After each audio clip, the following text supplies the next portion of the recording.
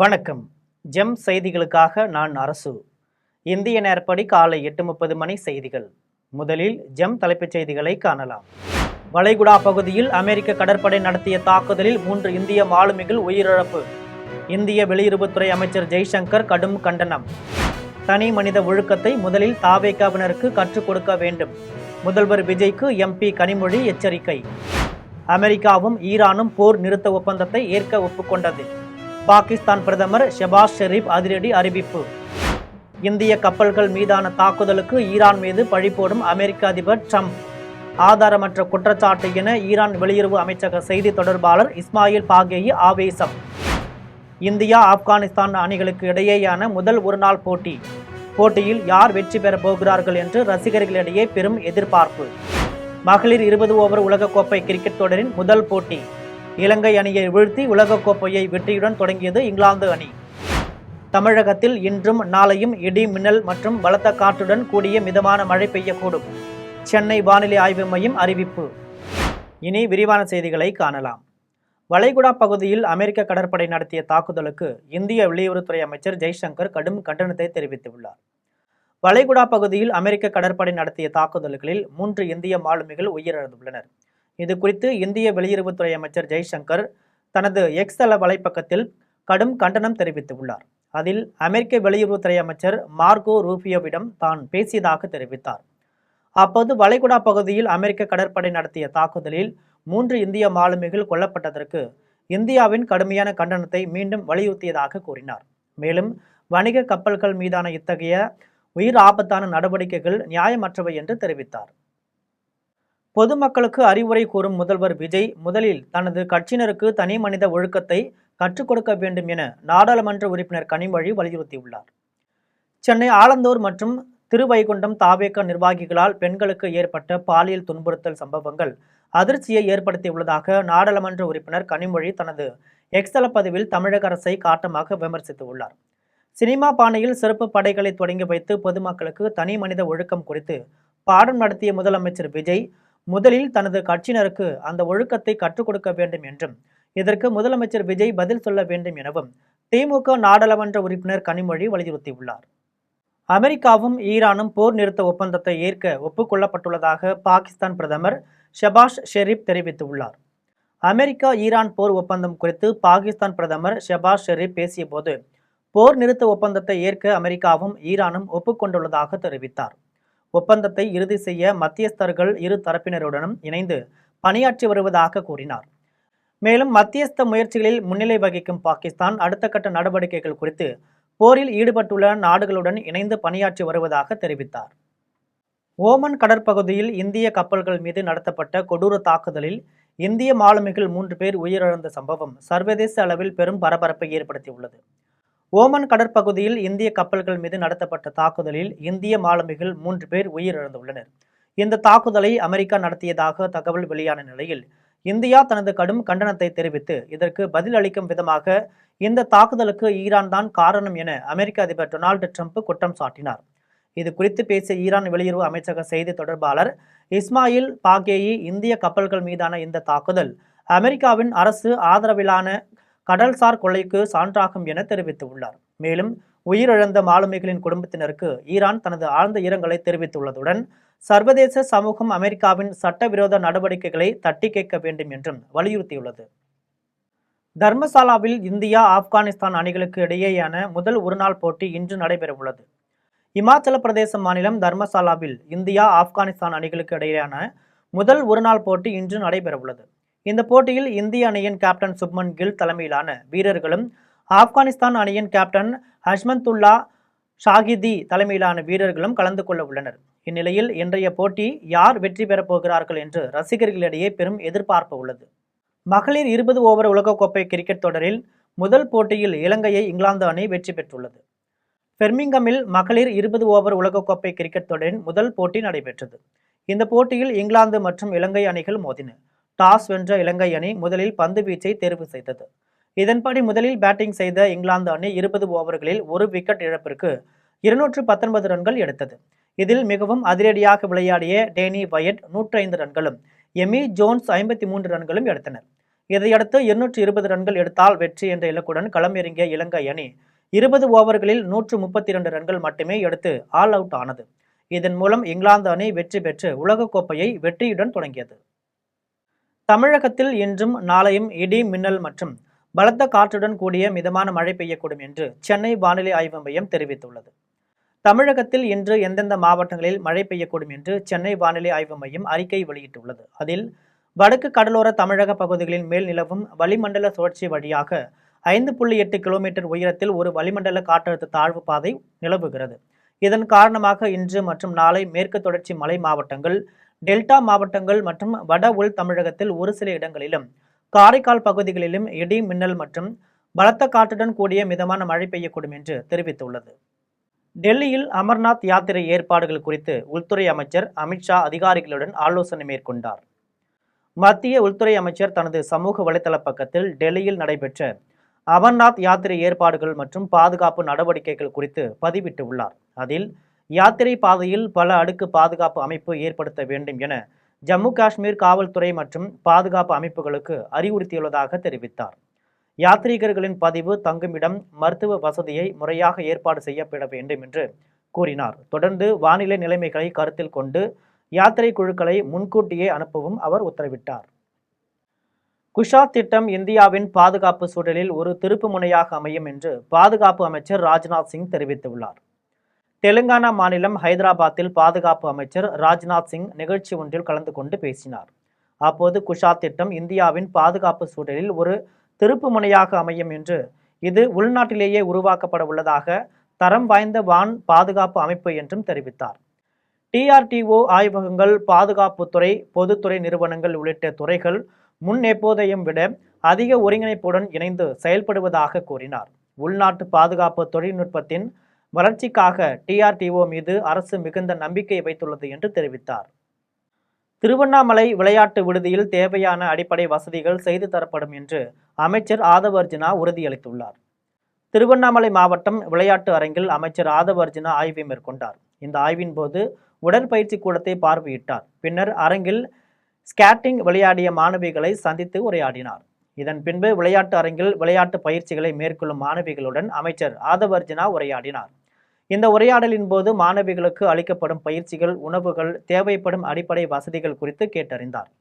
அப்போது மாணவிகளுக்கு உலக தரத்திலான பயிற்சிகள், உணவு வழங்க நடவடிக்கை எடுக்கப்படும் என்று உறுதியளித்தார்.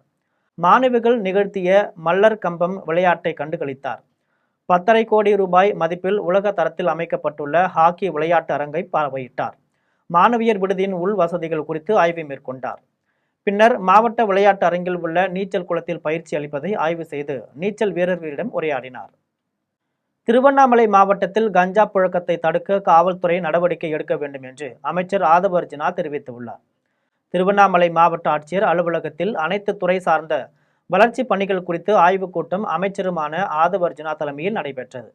இந்த கூட்டத்தில் பேசிய அமைச்சர், திருவண்ணாமலை மாவட்டத்தில் போதைப் பொருட்களின் புழக்கம் அதிகம் உள்ளதாக தெரிவித்தார்.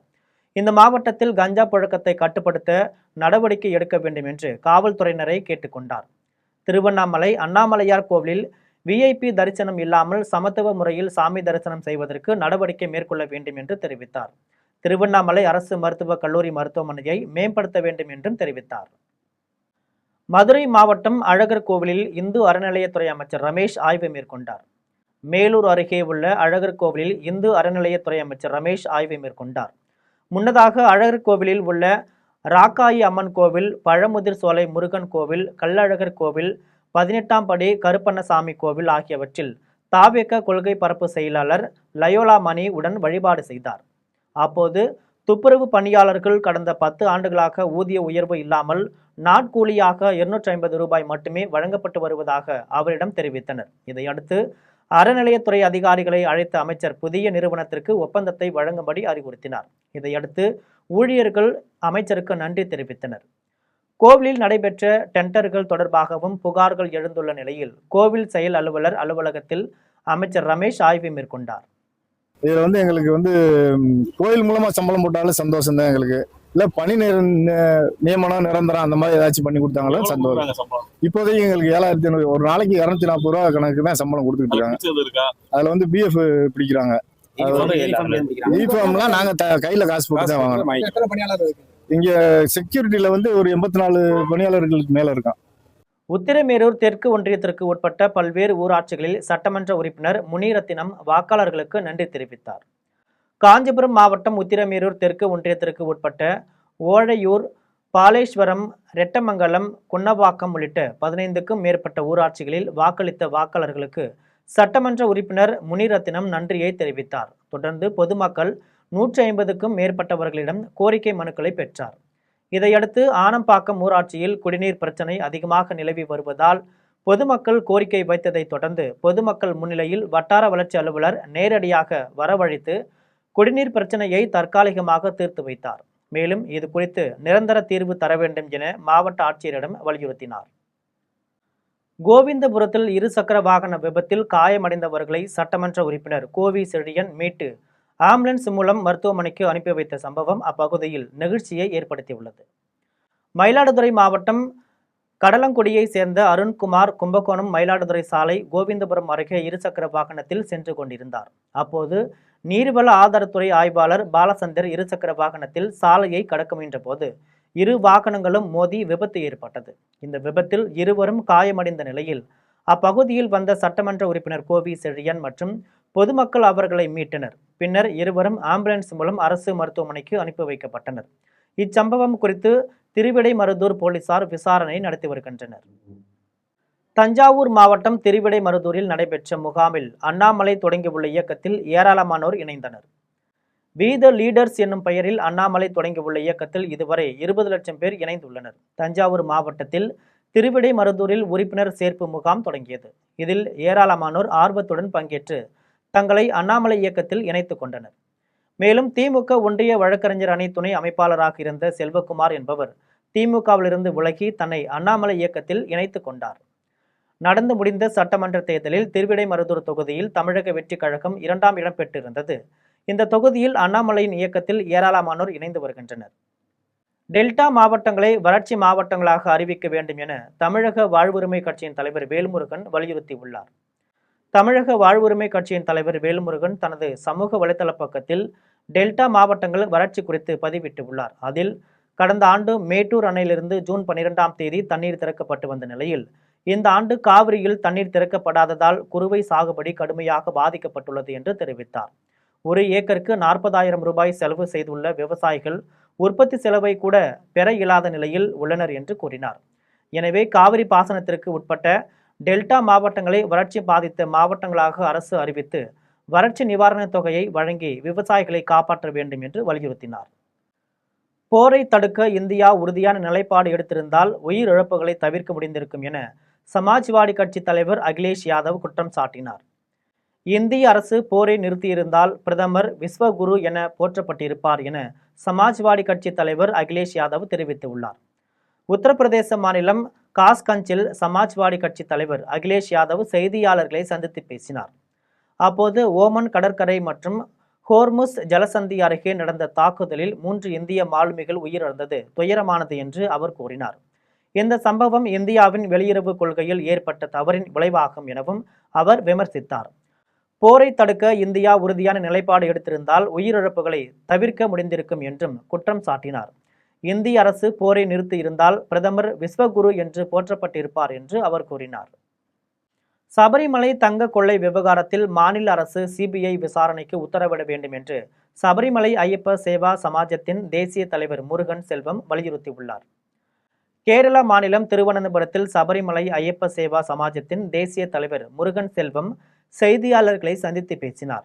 அப்போது கடந்த ஆட்சி காலத்தில் சபரிமலைக்கு சென்ற பக்தர்கள் தரிசனம் செய்ய முடியாமல் திரும்பி சென்ற போல் நிகழாமல் தற்பொழுது அனைத்து பக்தர்களுக்கும் முறையான தரிசனம் கிடைக்க நடவடிக்கை எடுக்க வேண்டும் என்று தெரிவித்தார். மத்திய அரசிடம் ஆலோசனை செய்து சிறப்பு குழு அமைத்து பக்தர்கள் கூட்ட நெரிசல் ஏற்படாதவாறு நடைமுறைக்கு கொண்டு வர வேண்டும் என்று கூறினார். சபரிமலை தங்க கொள்ளை விவகாரத்தில் மாநில அரசு சிபிஐ விசாரணைக்கு உத்தரவிட வேண்டும் என்று வலியுறுத்தியுள்ளார். அரசியலாக பார்க்காமல் ஆன்மீக சேவையாக பார்த்து தற்போதைய அரசு சபரிமலையில் பல்வேறு வளர்ச்சிகளை மேற்கொள்ள வேண்டும் என்று கோரிக்கை விடுத்தார். அண்ட் பர்டிகுலர் ஒரு சீசன்ல இவ்வளவு க்ரௌடு வருதை எப்படி நம்ம ஹேண்டில் பண்றோம், என்ன பண்ண முடியும், என்ன சஃபரிங் ஆகுது, இந்த விஷயத்த நம்ம சிஎம் அண்ட் கவர்மெண்ட் அவங்க வந்து ஓகே சொன்னாங்கன்னா இம்மீடியட்லி அந்த கமிட்டி மீட்டிங் நம்ம ஃபார்ம் பண்ண முடியும். அதோட பார்ட்டிசிபேஷன் ஆந்திரா கவர்மெண்ட் இருக்கும், தமிழ்நாடு கவர்மெண்ட் இருக்கும், கர்நாடகா கவர்மெண்ட் இருக்கும், தெலுங்கானா கவர்மெண்ட் இருக்கும். ஆல் ப்ரொஃபஷனல் பீப்புள் ஒன்றா உட்காந்து 100% இதை வந்து ரிசால்வ் பண்ண முடியும். 2026 வெரி மச் பாசிபிள்.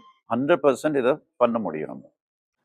கோவையில் தொழில்துறை கழிவு மேலாண்மை சங்கம் சார்பில் கழிவுகளை சரியான முறையில் மறுசுழற்சி செய்யும் மீள் பயன்பாட்டு திட்டங்கள் குறித்து கருத்தரங்கம் நடைபெற்றது. கழிவு மேலாண்மையில் நெட் ஜீரோ என நடைபெற்ற இதில் 100க்கும் மேற்பட்ட சிறு குறு மற்றும் நடுத்தர தொழில் நிறுவனங்களை சேர்ந்தோர் கலந்து கொண்டனர். கோவையில் நடைபெற்ற கருத்தரங்கில் தொழில்துறை கழிவு மேலாண்மை சங்கத்தின் தலைவர் பாஸ்கரன் தலைமை வகித்தார். இதில் சிஐஏ தலைவர் தேவகுமார், தொழில்துறை கழிவு மேலாண்மை சங்கத்தின் துணைத் தலைவர் தியாகராஜன், இணை செயலாளர் நடராஜன் உள்ளிட்டோர் கலந்து கொண்டனர். கருத்தரங்கின் நோக்கம் குறித்து செய்தியாளர்களிடம் பேசிய அவர்கள், தொழிற்சாலை கழிவுகளை பாதுகாப்பாக அகற்ற பல்வேறு நடைமுறைகளை பின்பற்றுவதாக தெரிவித்தனர். ஆபத்தான கழிவுகளை கையாள்வதில் நவீன தொழில்நுட்பங்களை பயன்படுத்தி அவற்றை மறுசுழற்சி செய்வதாக தெரிவித்தார். தொழிற்சாலைகளிலிருந்து வெளியேறும் கழிவுகளால் சுற்றுச்சூழலுக்கு பாதிப்புகள் ஏற்படாதவாறு அரசு மற்றும் மாசு கட்டுப்பாட்டு வாரியத்துடன் இணைந்து செயல்படுவதாக தெரிவித்தனர். தொழிற்சாலை கழிவுகள் மேலாண்மை தொடர்ந்து நாங்கள் வருஷத்துல 3 தடவை பண்ணிட்டு இருக்கோம். சென்னையிலேருந்து மதுரை, கோயம்புத்தூர் மற்ற எல்லா டிஸ்ட்ரிக்ட்லையும் பண்ணுறோம். அதில் தான் நம்ம கோயம்புத்தூர்ல டிஸ்ட்ரிக்ட் பண்ணியிருக்கோம். இதில் வந்து ஒரு 120 இண்டஸ்ட்ரீஸ் இன்னைக்கு கலந்துட்டு வந்திருக்காங்க. ஸோ அவங்களுக்கு வந்து நம்ம இப்போ உள்ள டெக்னாலஜி அப்டேட் பண்ணுறதுக்காக வந்து என்ன மாதிரி வேஸ்ட்லாம் வருது, அந்த வேஸ்ட்டில் வந்து நம்ம எப்படி ரீசைக்கிள் பண்ணலாம், ஸோ அந்த மாதிரி ஒரு ஐடியாஸும் நாங்கள் சின்ன ஐடியாஸ் கொடுக்குறோம். அதுக்கு வந்து ஸ்பீக்கர்ஸ்லாம் ஸ்பீக்கர்ஸ் எக்ஸ்பர்ட்ஸ்லாம் வந்திருக்காங்க. ஸோ அவங்க மாதவன் குறிச்சியில் ஆக்கிரமிப்புக்காரர்களிடமிருந்து பாதையை மீட்டு பொதுமக்களின் பயன்பாட்டிற்கு சீரமைக்க வேண்டும் என மால்முருகன் தமிழக அரசிற்கு கோரிக்கை விடுத்துள்ளார். தூத்துக்குடி மாவட்டம் மாதவன் குறிச்சியை சேர்ந்த மால்முருகன் என்பவரின் வீட்டின் முன்பு இவருக்கு வேண்டாத சிலர் வண்டி பாதையின் சாலையை தங்களுடைய முன்னோர்களின் இடம் என போலியாக பத்திரம் தயாரித்து மால்முருகன் வீட்டை விட்டு வெளியே செல்ல முடியாதபடி அடைத்து விட்டனர். இந்த நிலையில் இது தொடர்பான வழக்கில் போலியாக பத்திரம் தயாரிக்கப்பட்டுள்ளது என்றும் இந்த சாலை பொதுமக்களின் பயன்பாட்டில் உள்ளது என்றும் 1 வாரத்திற்குள் நடவடிக்கை எடுக்க வேண்டும் என திருச்செந்தூர் கோட்டாட்சியர், வட்டாட்சியர் ஆகியோருக்கு நீதிமன்றம் உத்தரவிட்டும் நடவடிக்கை எடுக்கவில்லை. இந்த நிலையில் மீண்டும் அடையாளம் தெரியாத நபர்கள் வண்டிப்பாதை சாலையில் 5 கல் தூண்களை நட்டு வைத்துள்ளனர். இதனால் மனமுடைந்த மால்முருகன் சென்னையில் இருந்தபடியே அப்பகுதியில் உள்ள காவல் நிலையத்திற்கு மின்னஞ்சல் மூலம் புகார் அளித்துள்ளார். புகாரின் பேரில் காவல்துறையினர் நடவடிக்கை எடுக்காத நிலையில் தற்போதுள்ள தமிழக வெற்றிக்கழக அரசு நீதிமன்றத்தின் உத்தரவை செயல்படுத்த வட்டாட்சியருக்கு உத்தரவிட வேண்டும் என்றும் ஆக்கிரமிப்பாளர்களிடமிருந்து பாதையை மீட்டு பொதுமக்களின் பயன்பாட்டிற்கு சீரமைக்க வேண்டும் என மால்முருகன் கோரிக்கை விடுத்துள்ளார்.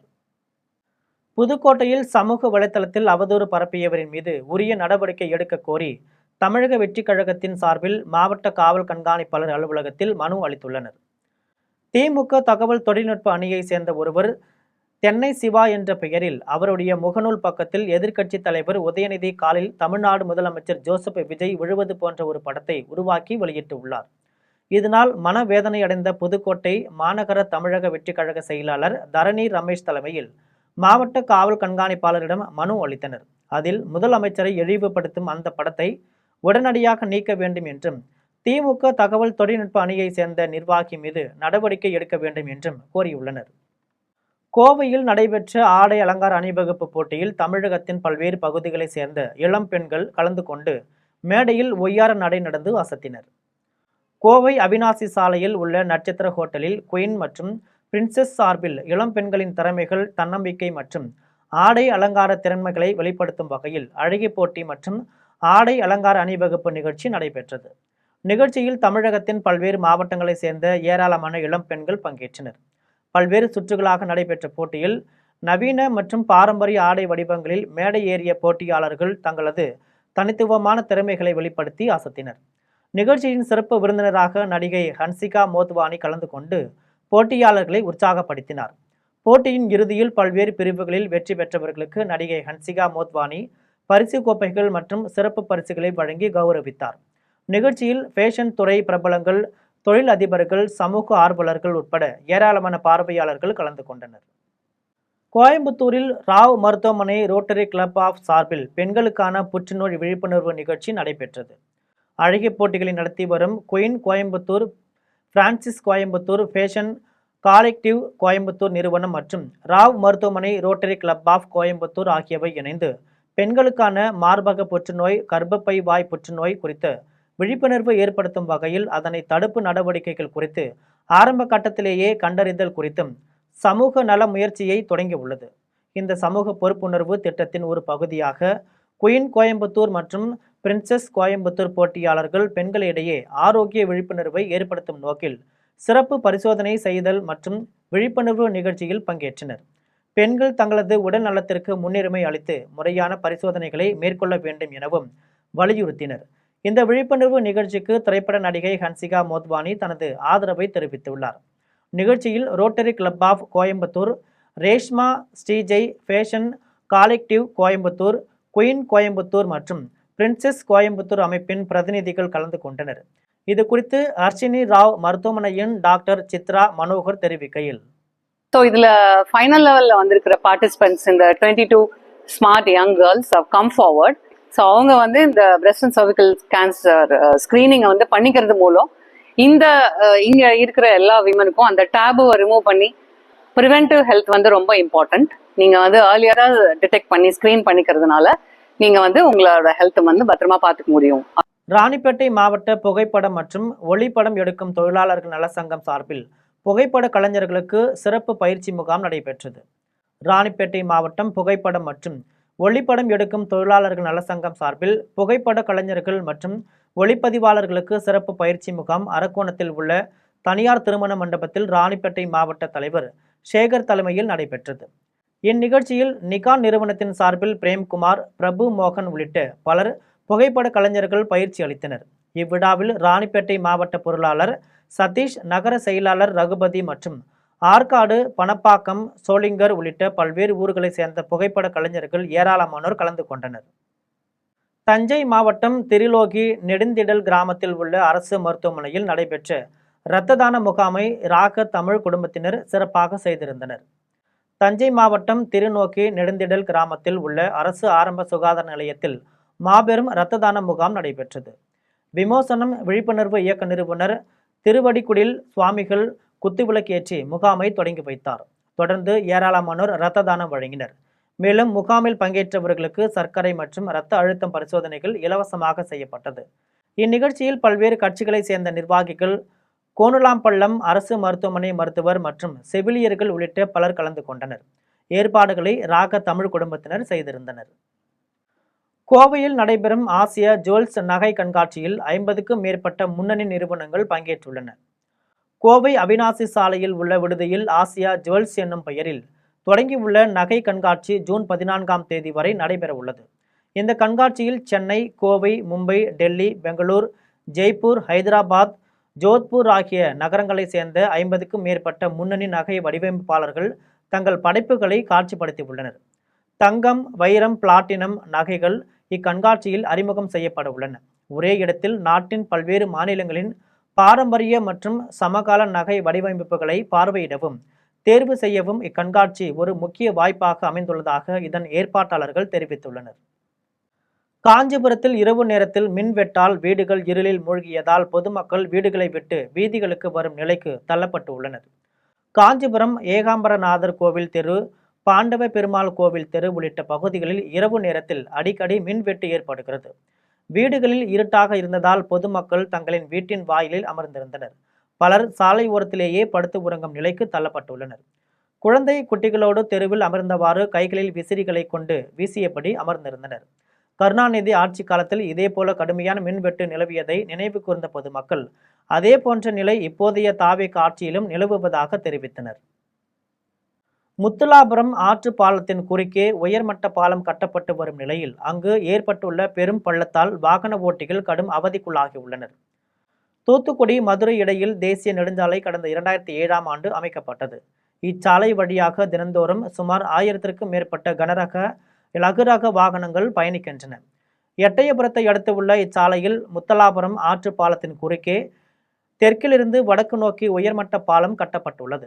இப்பாலத்தின் 17வது இரும்பு ராடை சுற்றி போடப்பட்ட சிமெண்ட் கலவை முற்றிலும் பெயர்ந்து பள்ளம் ஏற்பட்டு சேதமடைந்துள்ளது. இதனால் தினந்தோறும் அடிக்கடி விபத்து ஏற்பட்டு வாகன ஓட்டிகள் கடும் அவதி அடைந்துள்ளனர். சேதமடைந்த இரும்பு ராடை சுற்றி காங்கிரீட் கலவை போட்டு பெரும் விபத்துகளை தவிர்க்க வேண்டும் என்று பொதுமக்கள் தமிழக அரசுக்கு கோரிக்கை விடுத்துள்ளனர். தூத்துக்குடியிலிருந்து மதுரையில் வரக்கூடியதில் வந்து 17வது இணைப்பு ராடில் பார்த்தா ஒரு 2007 இன்னைக்கு வரைக்கும் பார்த்தா ஒரு 10 தடவையாக அந்த இணைப்பு ராடு வந்து டேமேஜ் ஆகி பக்கத்தில் இருக்கிற காங்கிரீட் எல்லாம் வந்து டேமேஜ் ஆகி ஒரு வருஷத்துக்கு ஒரு தடவை எப்படியாவது டேமேஜ் ஆகி அதில் வந்து ஆக்சிடென்ட் ஆகி நிறைய விபத்துகள் ஏற்பட்டிருக்கு. தொடர்ந்து நாங்கள் சொல்லிட்டு தான் இருக்கோம், இன்றைக்கி நாளைக்குன்னு சொல்லிட்டு அதை ஏமாற்றிட்டு தான் இருக்காங்க தேசிய நெடுஞ்சாலை நிர்வாகத்துடைய ஆட்கள். புதுக்கோட்டை மாவட்டம் ஆலங்குடி அருகே தங்களின் 100 ஆண்டு கால வாழ்வாதாரத்தை பாதுகாக்க கோரி பொதுமக்கள் போராட்டத்தில் ஈடுபட்டதால் அப்பகுதியில் பெரும் பரபரப்பு ஏற்பட்டுள்ளது. புதுக்கோட்டை மாவட்டம் சேசாயி சமுத்திர குளப்பகுதியில் சுமார் 200க்கும் மேற்பட்ட குடும்பங்கள் கடந்த 100 ஆண்டுகளுக்கு மேலாக வீடு கட்டியும் கொட்டகை அமைத்தும் வசித்து வருகிறார்கள். இவர்களுக்கு மின் இணைப்பு, சாலை உள்ளிட்ட அடிப்படை வசதிகளும் அரசு தரப்பில் வழங்கப்பட்டிருக்கிறது. இந்த நிலையில் குளத்தின் ஆக்கிரமிப்புகளை அகற்ற கோரி சென்னை உயர்நீதிமன்ற மதுரை கிளையில் தொடரப்பட்ட வழக்கில் ஆக்கிரமிப்புகளை அகற்ற நீதிமன்றம் உத்தரவிட்டது. இந்த நிலையில் நில அளவையர்களுடன் வந்த அதிகாரிகள் ஆக்கிரமிப்பு இடங்களை அளக்க உள்ளதாக தகவல் பரவியதை தொடர்ந்து பொதுமக்கள் காத்திருப்பு போராட்டத்தில் ஈடுபட்டனர். தகவல் அறிந்து சம்பவ இடத்திற்கு வந்த காவல்துறையினர் பாதுகாப்பு பணியில் ஈடுபட்டனர். இந்நிலையில் தகவல் அறிந்து வந்த முன்னாள் அமைச்சர் மெய்யநாதன் அவர்களுடன் கடைசி வரை நின்று போராடுவேன் என்றும் உறுதியளித்தார். சென்னை விருகம்பாக்கம் அருகே சொத்து பிரச்சனைக்காக அரசு பெண் ஊழியர் தனது அதிகாரத்தை தவறான முறையில் பயன்படுத்தியதால் வியாபாரிகள் சங்க பேரவையினர் ஆர்ப்பாட்டத்தில் ஈடுபட்டனர். சென்னை விருகம்பாக்கம் பகுதி சேர்ந்தவர் சீனிவாசன். இவருக்கு சொந்தமான இடத்தில் கடை ஒன்று அமைக்கப்பட்டு அதனை பிரகாஷ் என்பவருக்கு வாடகைக்கு விட்டு வந்துள்ளார். இந்த நிலையில் சீனிவாசன் மற்றும் அவரது உறவினர் மாலதி ஆகியோருடைய சொத்து தகராறு ஏற்பட்டுள்ளது. இந்த நிலையில் மாலதி சென்னை மாநகராட்சி 128வது வார்டு மாநகராட்சி அலுவலகத்தில் துணை பொறியாளராக பணிபுரிந்து வரும் நிலையில் தனது அதிகாரத்தை பயன்படுத்தி அவ்வப்போது கடை வைத்து நடத்தி வரும் பிரகாஷ் என்பவருக்கு தொல்லை கொடுத்து வந்துள்ளார். இதனால் வியாபாரிகள் சங்க பேரவை சார்பில் 20க்கும் மேற்பட்ட வியாபாரிகள் 128வது வார்டு மாநகராட்சி அலுவலகத்தை முற்றுகையிட்டு ஆர்ப்பாட்டத்தில் ஈடுபட்டனர். இதனால் அப்பகுதியில் சிறிது நேரம் பரபரப்பு ஏற்பட்டது. தன்னுடைய அதிகாரத்தை எப்படி துஷ்பிரயோகம் பண்ணக்கூடாது, தன்னுடைய தனிப்பட்ட அதிகாரத்தை பயன்படுத்தி தன்னுடைய தனிப்பட்ட பகைமையை தீர்த்து கொள்ளக்கூடாது அப்படின்றதுலாம் ஒரு மிகப்பெரிய உதாரணமாக இங்கே மாலதின்னு ஒரு அம்மா இருக்கிறாங்க, ஏஇயா இருக்காங்க. ஏற்கனவே அவங்க வலசரவாக்கம் மண்டலத்தில் இருந்தாங்க. அங்கேயே ஃபைன் போட்டால் முதலமைச்சர் ஸ்டாலின் அவர் போட்ட காசை கொடுன்னு சொல்லி அங்கே ஒரு மிகப்பெரிய ஆர்ப்பாட்டம் பண்ணி தான் அவங்க இங்கே வந்தாங்க. திருவாரூர் மாவட்டம் மன்னார்குடி அருகே தீ விபத்தில் 8 வீடுகள் எரிந்து சேதமடைந்து அப்பகுதி மக்களிடையே சோகத்தை ஏற்படுத்தியுள்ளது. மன்னார்குடி அருகே சவளக்காரன் என்னும் ஊரில் விவசாய தொழிலாளர்கள் வாழ்ந்து வருகின்றனர். இந்த பகுதியில் தீப்பிடித்ததில் 8 கூரை வீடுகள் எரிந்துள்ளன. வீட்டிலிருந்த மரக்கட்டில், பீரோ, மின் கருவிகள், துணிகள் ஆகியன எரிந்து சாம்பல் ஆகின. தகவல் அறிந்து விரைந்து வந்த தீயணைப்புத் துறையினர் தண்ணீரை பீச்சி அடித்து தீயை கட்டுக்குள் கொண்டு வந்தனர். வீடு எரிந்ததால் வீட்டின் உரிமையாளர்கள் கதறி அழுதது அப்பகுதியில் பெரும் சோகத்தை ஏற்படுத்தியுள்ளது. இந்த தீ விபத்து குறித்து வழக்கு பதிந்து காவல்துறையினர் விசாரித்து வருகின்றனர். 100 நாள் வேலைக்கு சென்ற இளைஞர் திடீரென மயங்கி விழுந்து உயிரிழந்த சம்பவம் அப்பகுதியில் பெரும் சோகத்தை ஏற்படுத்தியுள்ளது. விழுப்புரம் மாவட்டம் திருவெண்ணெய்நல்லூர் அருகே உள்ள பூசாரிப்பாளையம் கிராமத்தை சேர்ந்த கேசவன் 100 நாள் வேலை திட்ட பணிக்கு சென்றிருந்தார். பணியில் இருந்தபோது அவர் திடீரென சந்தேகத்திற்கு இடமான வகையில் மயங்கி விழுந்ததாக கூறப்படுகிறது. உடனடியாக சக தொழிலாளர்கள் அவரை மீட்டு அருகில் உள்ள மருத்துவமனைக்கு கொண்டு சென்றனர். அங்கு அவரை பரிசோதித்த மருத்துவர்கள் அவர் ஏற்கனவே உயிரிழந்து விட்டதாக தெரிவித்தனர். இந்த சம்பவம் தொடர்பாக திருவெண்ணெய்நல்லூர் காவல்துறையினர் வழக்கு பதிவு செய்து தீவிர விசாரணை மேற்கொண்டு வருகின்றனர். நியூசிலாந்து கிரிக்கெட் அணியின் முன்னாள் கேப்டன் கேன் வில்லியம்சன் சர்வதேச கிரிக்கெட்டிலிருந்து ஓய்வு பெறுவதாக அறிவித்துள்ளார். நியூசிலாந்து கிரிக்கெட் அணியின் முன்னாள் கேப்டன் கேன் வில்லியம்சன் சர்வதேச கிரிக்கெட்டிலிருந்து ஓய்வு பெறுவதாக அறிவித்துள்ளார். இதனால் கிரிக்கெட் ரசிகர்கள் அதிர்ச்சி அடைந்துள்ளனர். இது தொடர்பாக கேன் வில்லியம்சன் பேசிய போது ஓய்வு பெறுவதற்கான சரியான தருணம் தற்பொழுது வந்துள்ளது என்று நியூசிலாந்து கிரிக்கெட் அணி தான் மிகவும் நேசிக்கும் ஒரு அணி என்று தெரிவித்தார். நீண்ட காலம் அணியின் ஒரு பகுதியாக இருந்ததை தான் பெரும் பாக்கியமாக கருதுவதாக கூறினார். நியூசிலாந்து அணிக்காக கிரிக்கெட் வீரர் கேன் வில்லியம்சன் 378 போட்டிகளில் விளையாடி 48 சதங்கள் மற்றும் 6 இரட்டை சதங்கள் உட்பட மொத்தம் 19,346 ரன்களை குவித்துள்ளார். மேலும் நியூசிலாந்து அணிக்காக சர்வதேச அளவில் அதிக ரன்கள் எடுத்த வீரராக தனது பயணத்தை நிறைவு செய்துள்ளார். மீண்டும் ஜம் தலைப்புச் செய்திகள். வளைகுடா பகுதியில் அமெரிக்க கடற்படை நடத்திய தாக்குதலில் 3 இந்திய மாலுமிகள் உயிரிழப்பு. இந்திய வெளியுறவுத்துறை அமைச்சர் ஜெய்சங்கர் கடும் கண்டனம். தனி மனித ஒழுக்கத்தை முதலில் தாவேகாவினருக்கு கற்றுக் கொடுக்க வேண்டும். முதல்வர் விஜய்க்கு MP கனிமொழி எச்சரிக்கை. அமெரிக்காவும் ஈரானும் போர் நிறுத்த ஒப்பந்தத்தை ஏற்க ஒப்புக்கொண்டது. பாகிஸ்தான் பிரதமர் ஷெபாஸ் ஷெரீப் அதிரடி அறிவிப்பு. இந்திய கப்பல்கள் மீதான தாக்குதலுக்கு ஈரான் மீது பழிபோடும் அமெரிக்க அதிபர் ட்ரம்ப். ஆதாரமற்ற குற்றச்சாட்டு என ஈரான் வெளியுறவு அமைச்சக செய்தி தொடர்பாளர் இஸ்மாயில் பாகேயி ஆவேசம். இந்தியா ஆப்கானிஸ்தான் அணிகளுக்கு இடையேயான முதல் ஒருநாள் போட்டியில் யார் வெற்றி பெறப் போகிறார்கள் என்று ரசிகர்களிடையே பெரும் எதிர்பார்ப்பு. மகளிர் 20 ஓவர் உலகக்கோப்பை கிரிக்கெட் தொடரின் முதல் போட்டி இலங்கை அணியை வீழ்த்தி உலகக்கோப்பையை வெற்றியுடன் தொடங்கியது இங்கிலாந்து அணி. தமிழகத்தில் இன்றும் நாளையும் இடி மின்னல் மற்றும் பலத்த காற்றுடன் கூடிய மிதமான மழை பெய்யக்கூடும். சென்னை வானிலை ஆய்வு மையம் அறிவிப்பு. இத்துடன் ஜெம் செய்திகள் நிறைவடைகின்றன. மீண்டும் ஜெம் செய்திகள் மதியம் 1:30 மணிக்கு. உடனுக்குடன் செய்திகளை காண GemLive.tv என்ற இணையதளத்தில் இணைந்திருங்கள். நன்றி, வணக்கம்.